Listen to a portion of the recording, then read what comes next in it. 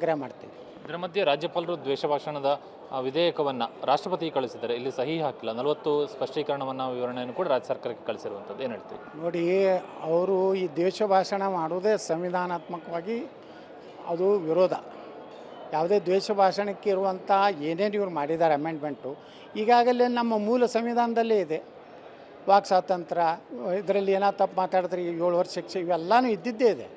ಕೇವಲ ಅವರಿಗೆ ಮುಸ್ಲಿಮರ ಪರವಾಗಿ ನಾವು ಇದ್ದೀವಿ, ಆದರೆ ರಾಜ್ಯಪಾಲರು ವಿರೋಧ ಮಾಡಿದ್ರು, ರಾಷ್ಟ್ರಪತಿಗಳು ಇದು ಮಾಡಿದ್ರು ಅಂತೇಳಿ ಸಂದೇಶ ಕೊಡಲಿಕ್ಕೆ ಇಂಥ ಕೆಲವೊಂದು ತಿದ್ದುಪಡಿ ತರ್ತಾ ಇದ್ದಾರೆ.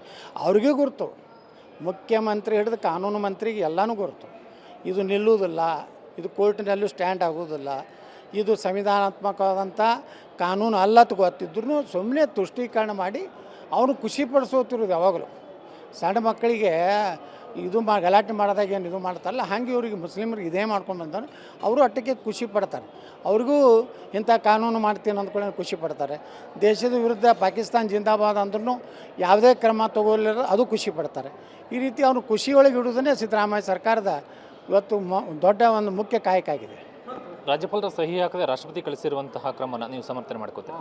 100ಕ್ಕೆ 100 ನೋಡ್ರಿ, ರಾಜ್ಯಪಾಲರಿಗೆ, ಘನತೆವತ್ತ ರಾಜ್ಯಪಾಲರಿಗೆ ಎಲ್ಲಿ ಅವರಿಗೆ ಕಾನೂನಿನಾತ್ಮಕವಾಗಿ ಒಪ್ಕೊಳ್ಳಿಕ್ಕಾಗೋದಿಲ್ಲ, ಅದಕ್ಕೆ ಸಾಕಷ್ಟು ವಿರೋಧ ಆದಾಗ ಕಾನೂನಿನ ಸಲಹೆ ತೊಗೊಂಡು ರಾಷ್ಟ್ರಪತಿಗಳ ಒಂದು ಏನು ಅವರ ಒಂದು ಮಾರ್ಗದರ್ಶನ ತೊಗೊಲಿಕ್ಕೆ ಇವತ್ತು ರಾಷ್ಟ್ರಪತಿಗಳಿಗೆ ಕೊಟ್ಟು ಕಳಿಸಿದ್ದಾರೆ.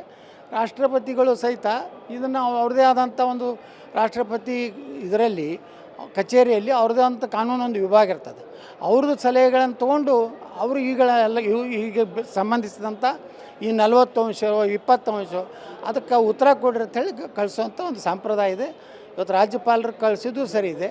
ರಾಷ್ಟ್ರಪತಿಗಳು ಸಹ ಇದನ್ನು ಯಾಕೆ ನಾವು ಇದನ್ನು ಜಾರಿ ಮಾಡಬೇಕು ಅಂತ ಸ್ಪಷ್ಟೀಕರಣ ರಾಜ್ಯ ಸರ್ಕಾರ ಕೇಳುವಂಥದ್ದು ಅಧಿಕಾರ ಇದೆ. ಆ ಒಂದು ಸಂವಿಧಾನಾತ್ಮಕವಾಗಿ ರಾಜ್ಯಪಾಲರಿಗೆ ರಾಷ್ಟ್ರಪತಿಗಳು ಇರುವಂಥ ತಮ್ಮ ಅಧಿಕಾರವನ್ನು ಉಪಯೋಗ ಮಾಡಿದ್ದಾರೆ. ಇದಿಷ್ಟು ಶಾಸಕ ಬಸನಗೌಡ ಪಾಟೀಲ್ ಯತ್ನಾಳ್ ಅವರ ಮಾತುಗಳು. ಕ್ಯಾಮರಾವನ್ನು ವಿನೋದ್ ಕುಮಾರ್ ಜೊತೆ ಕಿರಣ್ ಹಂಡಿಕ, TV9 ಬೆಂಗಳೂರು.